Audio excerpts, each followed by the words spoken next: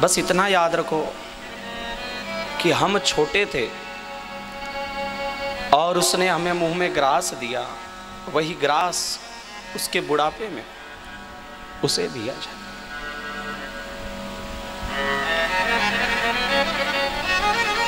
जिसका नाम है माँ और जिसका नाम है पिता, वो दुनिया में वापस नहीं मिल सकते। आप भाई किसी को बना लो, आप काका किसी को बोल दो, आप मामा किसी को बना लो, पर आप माता पिता किसको बनाने चाहोगे?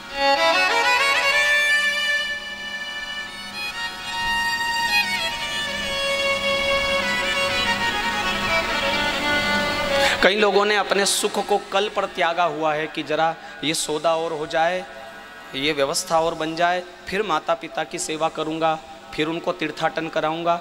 ना, माता पिता का काम अभी किया जाए, अभी किया जाए। ये दिन सुधरेंगे, ये हमारी व्यवस्था सुधरेगी, ये हमारे पास पैसा बनेगा, तब हम माता पिता की व्यवस्था करेंगे। जिस दिन उनके आंचल में कुछ नहीं था, तब भी उन्होंने अपनी आवश्यकता मारकर हमारी जिद पूरी की। तो अब हमारा कर्तव्य है कि हम अपनी आवश्यकता मारकर उनका काम पूरा करें।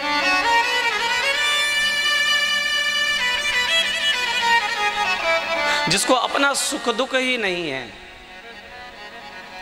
इतना कमर दर्द हो कभी माँ को, और बेटा एक बार मुस्कुरा कर देख ले तो वो हंस देते।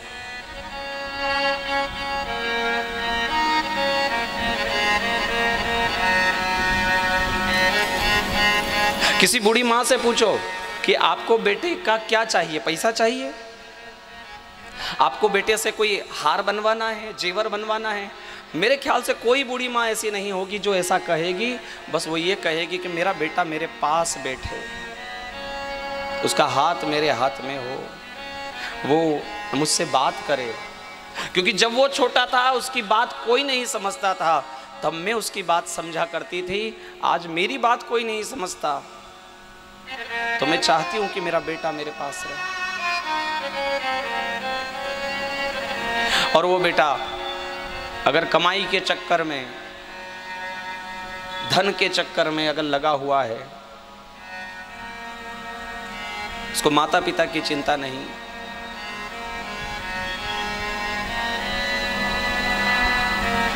कहने में तो यहाँ तक आता है कि एक जवान बेटे के रहते अगर माता पिता का एक आंसू जमीन पर गिर जाए तो धिक्कार है उसकी जवानी को, वह पुत्र कहलाने लायक नहीं।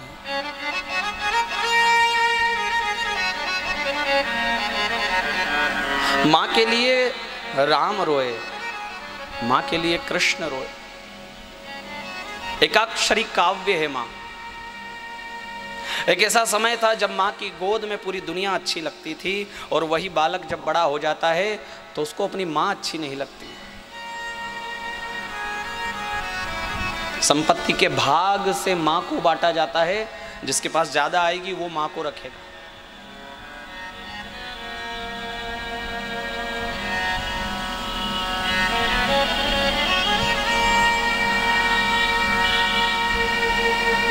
एक मेले में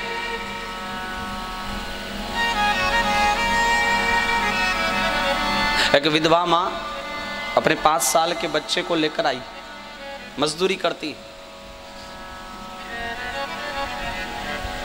और हर दुकान पर देखकर बच्चा मचल जाता है, माँ मुझे ये झूला चाहिए।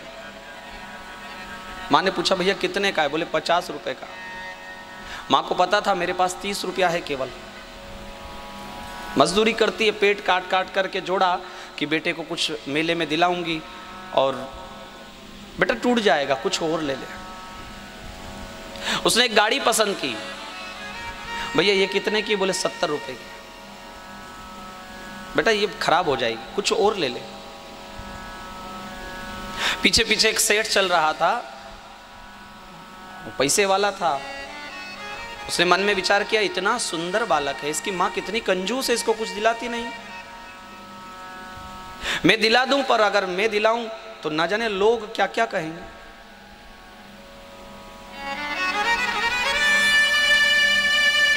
संयोग से उस मेले में एक बेल घुसाया। और अफरा तफरी मच गई और मां का हाथ बेटे के हाथ से छूट गया। दूर मंदिर के पास खड़ी मां अपने बेटे को ढूंढती है, लोगों को रोक रोक कर पूछती है कि ऐसा छोटा सा था, बड़ा सुंदर सा मेरा लाल, आपने कहीं देखा क्या? सब लोग मना करते हैं। वो बच्चा सेठ को मिला, वो सेठ ने गोद में उठा लिया। उसको याद था कि ये क्या चाहता था। सेठ ने कहा तुझे वो झूला चाहिए था ना, तुझे वो गाड़ी चाहिए थी, बेटा तुझे क्या चाहिए, तू मुझे बता, मैं तुझे दिला दूं।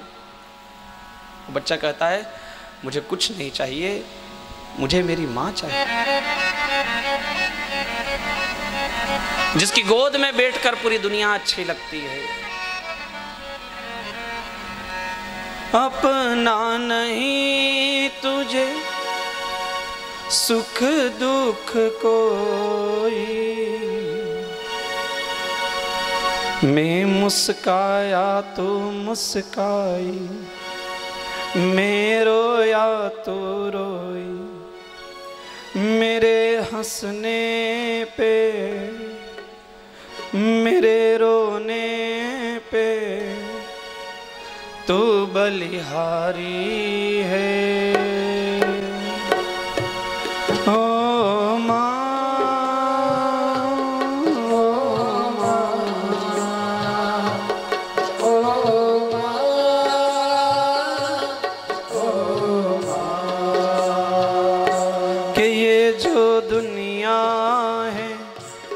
वन है कांटों का तू फुलवारी है।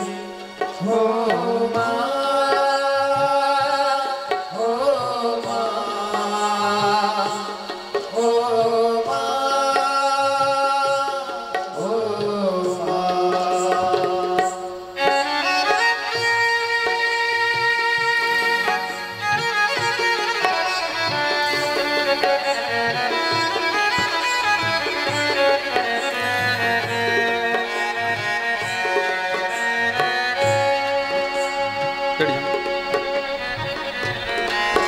ऐसा उसका भाव है।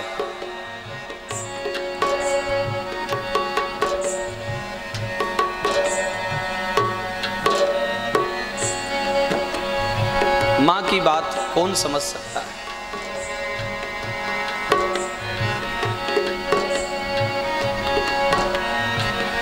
सबसे भाग्यशाली वह व्यक्ति है जिसके माता पिता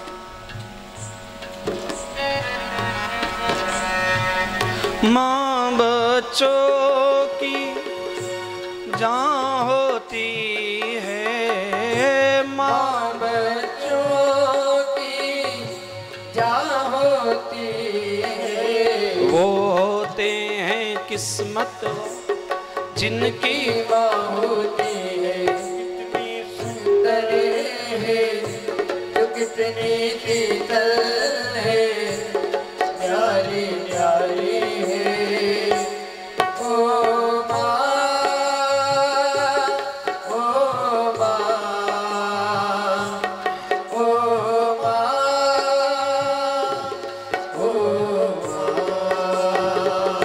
कई लोग कहते हैं कि मेरी माँ ऐसा काम करती, मैं 2 साल से उससे बात नहीं कर रहा हूं। कई लोग मेहमानों के सामने माँ को झिड़क देते, ऊंची आवाज में बात करते माता पिता से, और बेचारे सुनते हैं।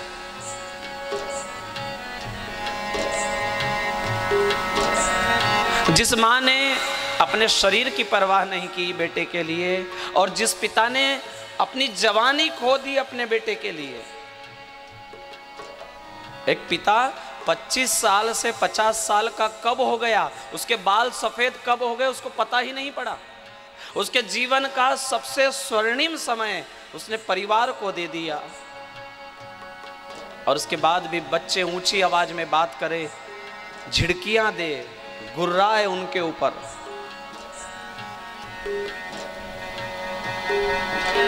कैसा लगता होगा उनको, फिर भी बेचारे सुनते हैं।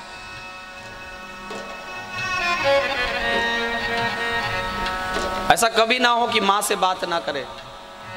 माता पिता को पैर छूने में लोगों को शर्म आती है। मेरे गुरुजी कहते हैं कि अगर आपको कितना भी बुरा ब्रह्मा जी ने भाग्य दिया, पर अगर आप रोज सुबह उठकर अपने माँ के पैर के अंगूठे से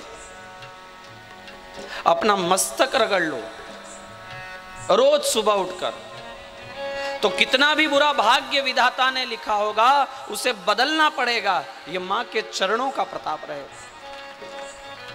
कोई माँ जब जाती है ना, बद्दुआ देकर नहीं जाती है। आपने कितना भी बुरा उनके साथ किया, वो तो आशीर्वाद ही देकर जाएगी, पर एक हृदय से जो उद्गार निकलता है, बाद में वो रूठी हुई ही चली जाए तो कैसे मनाओगे उसे? तू इतनी दूर क्यों है माँ, बताना राज क्यों है माँ, मैं तेरा हूँ बुला ले तू, गले फिर से लगा ले तू। ओ माँ प्यारी माँ, ओ माँ प्यारी माँ, तेरे चरणों में मंदिर है, तू हर मंदिर की मूरत है। चरणों में मंदिर है, तू हर मंदिर की मूरत है। हर एक भगवान की मूरत मेरी माँ तेरी सूरत है। अकेला रो रहा हूँ मैं, परेशान हो रहा हूँ मैं तेरा हूँ बुला ले, गले फिर से लगा ले। ओ माँ प्यारी माँ, ओ माँ प्यारी माँ।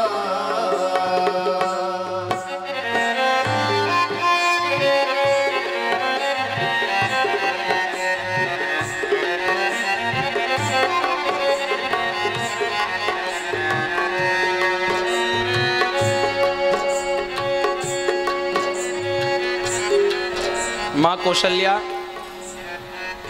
झरोके में बैठती, चित्रकूट जाने वाला कोई व्यक्ति मिलता, उसको आवाज लगाती, भैया कहाँ जा रहे हो? कोई कहता मैं चित्रकूट जा रहा हूं। अरे रुको रुको, दौड़ कर नीचे आती, मेरा राघव मिलेगा। मेरे राघव को कहना अपनी माँ के लिए आ जाए, एक बार आ जाए। अयोध्या में मत आना, बाहर खड़े रहना, कहना उसकी माँ उसको मिलने आ जाएगी।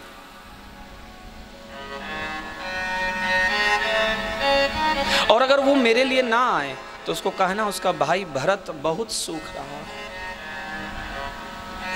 वो अपने भाई भरत के लिए आ जाए। राघव एक बार फिर आओ, एक बार फिर आओ।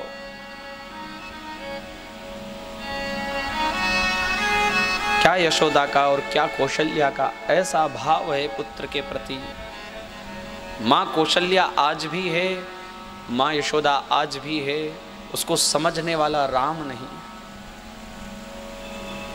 संभव है कि उसके बुढ़ापे में कुछ उसको समझ ना पड़े, वो कुछ गलती करे, पर ऐसी गलतियां तो हमने भी बचपन में की होगी।